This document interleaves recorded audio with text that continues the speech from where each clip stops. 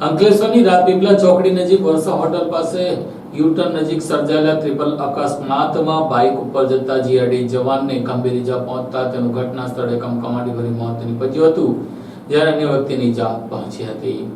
Ankleshwar national highway number 48 ઉપર છાસવારે અકસ્માતના નાના મોટા બનાવ સામે આવતા હોય છે, ત્યારે ગઈકાલે હનુમાન જયંતિને લઈને અંકલેશ્વર રૂરલ પોલીસ મથકના 2 જીઆરડી જવાન પુનગામ ખાતે લાખાની હનુમાન મંદિર પર પોલીસ બંદોબસ્ત પૂરો કરી રાત્રે ઘરે પરત જઈ રહ્યા હતા, ત્યારે અંકલેશ્વરના રાજપીપળા ચોકડી નજીક વર્ષા હોટલ સામેના યુટર્ન પર વળાંક લેવા ઊભા હતા, ત્યારે ત્યાં જ વળાંક લેવા ઉભેલા હાઈવા સાથે પૂરઝડપે આવેલ ટેમ્પો અથડાતા ટ્રિપલ અકસ્માત સર્જાયો હતો, જેમાં ટેમ્પો ચાલકે સ્ટીયરિંગ પર કાબુ ગુમાવતા મોટરસાયકલ નંબર GJ16 DQ8336 ને અડફેટે લીધી હતી। બાઇક પર સવાર જીઆરડી જવાન મહેશ મણીલાલ વસાવાનું ઘટના સ્થળે ગંભીર ઈજાને પગલે મોત નીપજ્યું હતું, જ્યારે બાઇક ચાલક રાજુ કુમાર ઝા ને માથાના ભાગે ગંભીર ઈજા પહોંચતા સારવાર અર્થે ભરૂચની સિવિલ હોસ્પિટલમાં ખસેડવામાં આવ્યા હતા, જે તેમની હાલત નાજુક હોવાનું જાણવા મળ્યું છે। જો કે અકસ્માત બાદ ટેમ્પો અને હાઈવાનો ચાલક વાહન છોડી ભાગી ગયા હતા। અંકલેશ્વર શહેર બી ડિવિઝન પોલીસ મથકે નંબર વગરની ટ્રકના ચાલક સામે મૃતકના પિતાએ ફરિયાદ આપતા પોલીસે ગુનો દાખલ કરી વધુ તપાસ હાથ ધરી છે।